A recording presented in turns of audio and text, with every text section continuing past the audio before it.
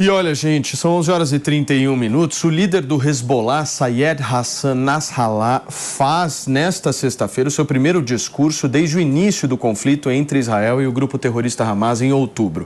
Segundo ele, a operação lançada pelo Hamas em 7 de outubro foi 100% palestina. O líder também afirmou que as ações de seu grupo contra Israel na fronteira libanesa podem parecer modestas, mas são muito importantes. Ele também agradeceu a grupos no Iêmen e no Iraque por participarem do conflito contra o Estado de Israel. Seu discurso ocorre em meio à escalada de tensão entre o Hezbollah, que é apoiado pelo Irã, e ainda nesta sexta-feira, Israel anunciou ter bombardeado alguns alvos do Hezbollah no Líbano em resposta a esses ataques conduzidos pelo grupo armado. Tá aí uma fala tensa que mexe com o tabuleiro, certo? Exatamente. 100% Palestina o ataque de 7 de outubro. Dá para acreditar nisso?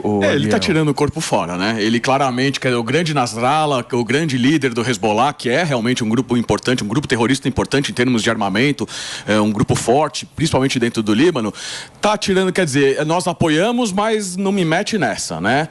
Quer dizer, ele responsabilizou o Hamas 100% pelas ações, não, a gente não ajudou eles, a verdade é que eles estão sempre juntos, eles fazem parte do eixo do mal, conhecido como eixo do mal, patrocinado pelo Irã, mas eles não querem escalonar com Israel porque eles sabem que é um problema não só para Israel, obviamente que é um problema para Israel, mas também é um problema para o próprio Hamas, Hezbollah, que perdeu muitos homens na guerra da Síria, como principalmente para o povo libanês, né? Eu queria só fazer um adendo rapidinho. Nessa fala dele, ele espalhou novamente fake news, novamente grupos terroristas que espalham fake news para desestabilizar Israel. Só que tem vários artistas e influencers aqui no Brasil que estão comprando essa fake news, que é dizendo que foi próprio Israel que matou os israelenses no kibbutz, nos ataques, que foi, na verdade, bombas israelenses, ataques israelenses. Isso é um absurdo, é um tremendo absurdo. Não faltam vídeos, fotos, testemunhos dos próprios terroristas que filmaram com bodycam, com GoPro, filmando os assassinatos, e agora eles querem desmentir. E inclusive o Brasil, como eu estava falando, alguns artistas estão comprando essa mentira e espalhando por aí como se fosse verdade. Quer dizer, é uma sem base nenhuma, né? De novo acreditando num grupo terrorista. Ariel, eu não consigo entender a cabeça de quem passa pano pro Hamas. Não consigo. É isso. Já tentei várias e várias vezes, mas eu não consigo entender. É inimaginável, porque assim, você ser progressista, você ser a favor dos palestinos, você querer que eles vivam bem, eu também quero. Eu quero um Estado palestino viável, em paz com Israel, não no lugar de Israel. Isso que tem que ficar claro, né? Quando o pessoal fala from the river to the sea, do rio ao mar, isso significa todo Israel. Isso não é procurar a paz. Isso é procurar um Estado no lugar de Israel, não ao lado de Israel. As pessoas nem percebem quando elas fazem isso. Agora uma pergunta, você vê realmente no mundo ocidental as pessoas passando pano por Hamas? Aqui no Brasil, inclusive, amigo. Você tá precisando tomar o lírio. Tá brincando, né, meu irmão? Falando sério? Não. Minas, nós tivemos uma manifestação. Não. Eu vejo pró-Palestina. Agora, pró-Hamas nunca vi. Pró-Hamas, partido político. PCO é irrelevante, gente. PCO é irrelevante. Irrelevante. PCO é irrelevante. A gente viu até ministro do Estado comparando o Hamas com o Nelson Mandela, Pepe. Isso foi. Comparar o Hamas, grupo terrorista, com Nelson Mandela, que foi acusado de terrorismo. Mas foi no começo ali, né? Foi no comecinho ali e tal. Hoje em dia você vê realmente... Mas como assim? 30 dias depois de um ataque terrorista 30 dias de guerra, 30 dias de guerra, vocês veem realmente as pessoas defendendo o Hamas no Ocidente. Não é defendendo o Hamas. Passando pano no Hamas. Existem jeitos e formas, eu não vejo, não, de alguma maneira, de atenuar, amenizar um pouco o que foi feito pelo Hamas em 7 de outubro. Houve até demissões no governo, em função de manifestações absurdas. O debate, sabe? É o maso, porém, não, mas é porque isso, mas é porque aquilo, assim, não existe justificativa para a matança brutal que foi feita pelo Hamas. E, infelizmente, algumas pessoas tendem a querer fazer uma comparação, mas se não tivesse isso, se tivesse aquilo. Gente, é o seguinte, são terroristas matam, terroristas aterrorizam. É o que eles estão fazendo. Muita gente está comprando essa ideia. Olha, o que eu sinto é o seguinte, quando você realmente tenta justificar o ataque terrorista, você está acabando comprando a tese do Hamas. Né? Isso é errado.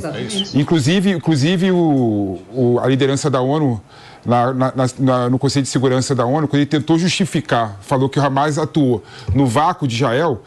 Quando ele fala isso, ele acaba legitimando, de certa forma, a atuação do Hamas. Mas é um absurdo isso. Por isso a reação de Israel é imediata. Exatamente, né? Foi o Guterres, ele falou isso, foi assim, lastimável. Depois ele tentou fazer um meia-culpa, não é exatamente isso. Mas, de novo, a partir do momento que a pessoa faz uma declaração dessa, e é uma pessoa importante, uma pessoa que tem penetração, que as pessoas escutam ele, que tá falando e que está falando pela ONU, meu amigo. Naquela função ali, não poderia. Mas se fosse algum país que toma posição de algum lado, beleza, mas o secretário-geral da ONU, ele tem a função de mediador, ele não tem que colocar nem opinião pessoal. Não dá para você justificar. Deixa eu só fazer um rápido break para você que está no rádio, meu amigo, são 11h36, a gente já volta. Pode continuar. Não dá para você justificar o ato de 7 de outubro. Quando você tenta justificar o que aconteceu ali, aí você pode passar uma ideia que você está legitimando a atuação do Hamas. O que aconteceu no 7 de outubro foi um ato terrorista. Foi um absurdo, o ato contra a humanidade, de fato. E não tem justificativo porque aconteceu. Muita gente ignora e chama de resistência palestina. Aí tá errado. Aí o cara joga a causa palestina no meio, na mesma salada. Se ancora, né? Exatamente. Não tem que justificar, não tem justificativa nenhuma. A pergunta que eu faço para vocês é a seguinte: Israel deu uma declaração agora, se eu não me engano, o próprio Benjamin Netanyahu, uma declaração forte dizendo o seguinte: olha, só vai haver cessar-fogo no momento em que tiver libertação de reféns. Eu acho que ele está correto nessa fala. Ou seja, como é que a gente pode pensar num cessar-fogo nesse momento? Ou seja, para tudo. Mas e os 200 que estão ali? 42. No meio dos túneis. Faz o que com essas pessoas? Não dá para parar por si.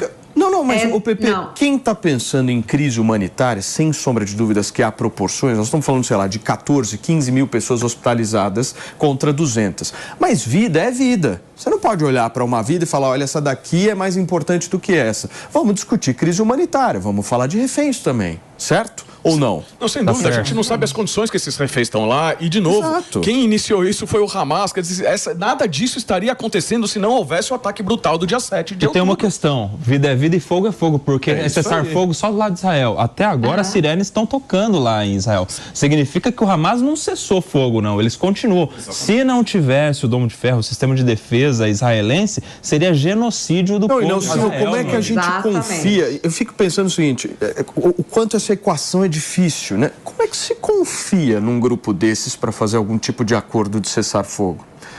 Como é que se confia? Você dorme em paz, tranquilo? Não, fizemos um acordo aqui com o Hamas vai aceitar todas as regras aqui que foram impostas. Você confia nisso? É sério, PP? Você com esse seu óculos potente, você enxerga mais do que todos nós. Paulinho, eu vejo o seguinte, a pausa humanitária seria 5 minutos, vamos parar por 5 minutos para a gente colocar ordem na casa. 5 minutinhos. 5 dias. Claro. Uma semana. Claro. Eu não vejo nenhum absurdo em você cessar o fogo, fazer uma pausa da guerra humanitária para resolver as questões, eu acho que mais dos reféns e resolver as questões dos civis. do que a pausa humanitária. Eu acho que o mais importante é as partes criarem um pacote. Nós precisamos criar pacote nessa história. Tem que ter o pacote de reféns junto com a crise humanitária. Como é que você vai ter o campo de refugiado? Territorial. É pacote, meu. Não dá pra gente só falar da crise humanitária. Penso eu.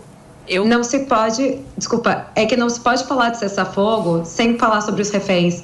Muita gente tem cometido esse erro de, tem que pedir cessar-fogo, pausa humanitária, etc. Tem 240 reféns, tem corpos de israelenses, a gente nem sabe quantos reféns estão vivos. A Cruz Vermelha entrou em Gaza e não foi ver os reféns. Ninguém tem notícia desses reféns. Os únicos vídeos que a gente tem acesso a eles é os vídeos que o Hamas publica e que com certeza são ferramentas de propaganda. Então, o exército de Israel até já conseguiu liberar alguns desses reféns, mas ainda assim, nós estamos falando, se nós vamos falar de civis que estão passando por uma situação complicada, né, crise humanitária, estes reféns estão dentro dessa crise humanitária. E do lado de Israel, quando a gente vai olhar um país, é a responsabilidade deles defender os seus civis. Então, a gente não pode falar de pausa humanitária, de cessar-fogo, sem levar em consideração, eu vejo o mundo pedindo um cessar-fogo e não pressiona o Hamas em devolver esses reféns. Mas, então, assim, uma pergunta para você. Se a gente pede, por exemplo, que o Hamas se entregue, né, porque o Hamas vai perder essa guerra, a gente já sabe. Se a gente pede que o Hamas se entregue e devolva os reféns, e acabou aí, Não vai ter civil palestino que vai morrer, não vai ter crise humanitária, o mundo vai poder se reorganizar na faixa de Gaza, mas ninguém pede isso. As pessoas simplesmente pedem que Israel pare o que está fazendo, enquanto o Hamas segue bombardeando Israel, porque segue todo santo dia bombardeando Israel, aceitam informações que vêm diretamente de um grupo terrorista, porque o número de mortos também a gente não tem nem como saber se esse número que é divulgado tanto pela autoridade palestina quanto pelo Hamas, porque estão sendo alimentados pelo Ministério de Saúde. Deixa eu só receber quem nos acompanha pelo rádio agora. São 11h41. Para você que sintonizou nesse momento aqui na programação da Jovem Pan, a gente está numa discussão aqui no Morning sobre essa história de cessar fogo. Dá para fazer, não dá para fazer? É o que a Miriam Spritzer está falando neste momento. Não se pode falar em cessar-fogo sem falar sobre os reféns. Então, isso é o principal ponto. E a gente está lidando com um grupo terrorista que passa informações falsas, que não dá acesso aos reféns. E é um inimigo, acho que o Ariel até pode comentar melhor sobre isso. É uma situação quase que impossível, porque o Hamas sabia exatamente que Israel teria que entrar no território, que iria ter que bombardear o território. Eles seguem bombardeando Israel, então, por consequência, Israel tem que desmilitarizar o Hamas enquanto está em solo de Gaza, além de fazer de jogar, lançar foguetes nesses pontos específicos. E esses pontos em que o Hamas está lançando foguetes são escolas, mesquitas, hospitais, e assim vai. A gente totalmente desleal, não é uma guerra entre dois estados, e eu acho que o mundo tem que se dar conta disso. Mas, Miriam, por que são coisas excludentes? Desculpa, fala, peguei tua palavra. Desculpa. Não, eu queria só fazer uma colocação para você, Miriam, a partir da sua fala. Você acredita que o Hamas seja capaz de se entregar? Não, eu não acredito. Mas eu acredito que a comunidade, o Hamas se beneficia dessa pressão da comunidade internacional em pedir um cessar-fogos para Israel. Inclusive, eles sabiam que isso iria acontecer. E assim, se a gente olha historicamente todos os conflitos entre Israel e Hamas, sempre acabou em um cessar-fogo que foi quebrado eventualmente pelo Hamas. Então, o Hamas se beneficia do cessar-fogo. A gente não pode tirar este ponto específico, porque o Hamas, quando entra em conflito com Israel, quando faz o ataque terrorista, pega 240 reféns, sabia exatamente da reação de Israel. Eles estão muito bem preparados. Gente, dentro dos túneis, o Hamas tem combustível, tem comida, tem água. Eles sabiam que eles iriam criar essa crise humanitária que Gaza está sofrendo. Então, assim, a gente não pode também considerar que o Hamas está preocupado com seus civis, né? Então, a gente está delegando a responsabilidade. Inclusive, as lideranças do Hamas, esse dia mesmo, falou em entrevista que a responsabilidade, os túneis, os shelters, né, os bunkers, são para os membros do Hamas. Os civis de Gaza são preocupação da ONU e de Israel, é um problema da ONU e de Israel. Isso não é uma frase minha, isso é uma frase deles. Então, esse é o inimigo que Israel está lidando hoje. Pediu, Maninho? O que eu ia dizer é que, por isso, eu acho que, do ponto de vista humanitário, é muito mais importante tentar criar uma articulação por alguma criação de campo de refugiados, ou seja, uma área territorial onde seja possível ter uma triagem, colocar os civis palestinos com a administração da ONU, com algum tipo de controle militar que não seja do Hamas, do que falar em pausa humanitária, porque você precisa... as pessoas vão para o campo de refugiado recebendo bomba na cabeça, tem que ter uma pausa para chegar até o campo de refugiado. Mas aí você constrói uma solução... Veja, aí você articula uma negociação que tente viabilizar operacionalmente o deslocamento das pessoas. Maninho, isso é uma coisa. É bem arriscado isso. É bastante arriscado.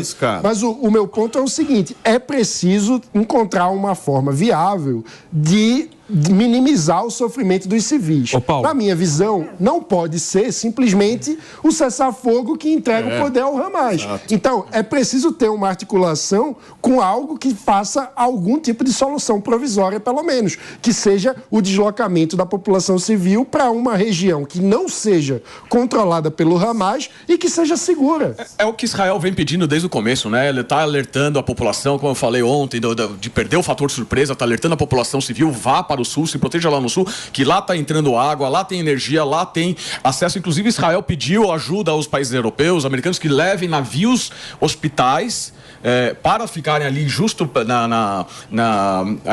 na costa do Egito, com Gaza, para ajudar os palestinos que estão saindo da faixa de Gaza.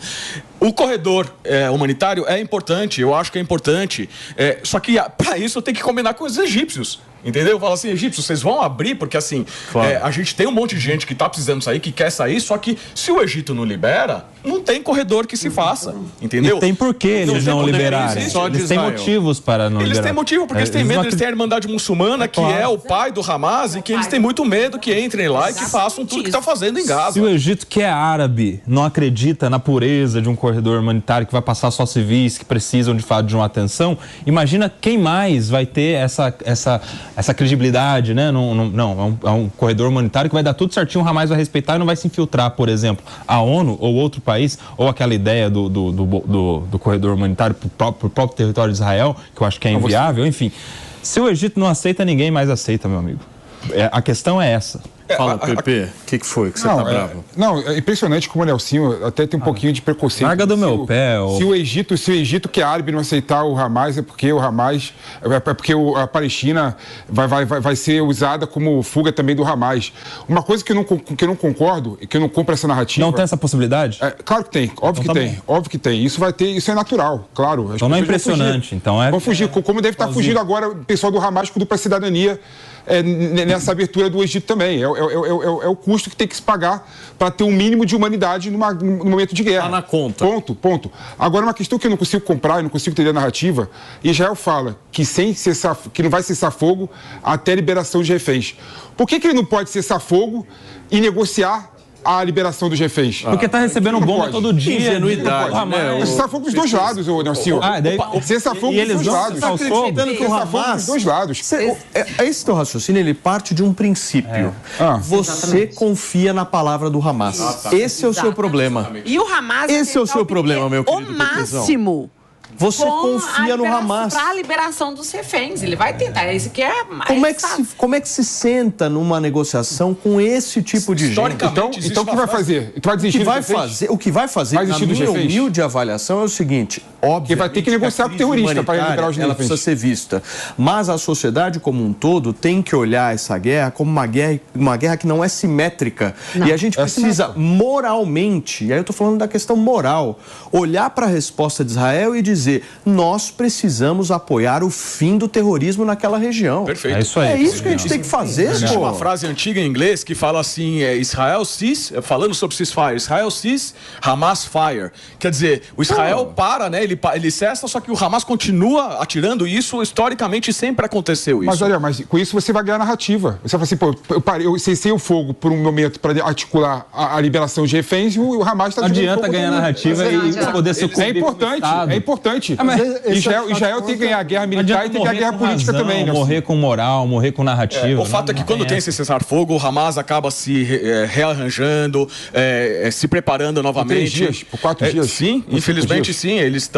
É tudo que eles precisam. Enquanto você tem esse negócio um atrás do outro, eles estão tentando se defender, tentando se reagrupar. Ariel, até um outro ponto, que o atentado dia 7, terrorista, foi programado. Eles sabiam por anos.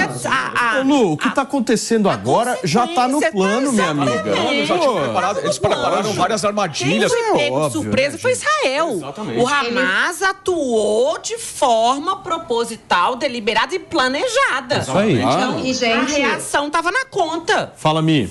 outra coisa, tá? Que leva em consideração, a guerra da propaganda estava tão planejada quanto a parte militar. Essa questão política, o Hamas já está lidando com propaganda há muito tempo. Eu que estou acompanhando literalmente a guerra da propaganda, a guerra midiática de perto desde 2014, falando com gente do governo israelense, inclusive, sobre isso.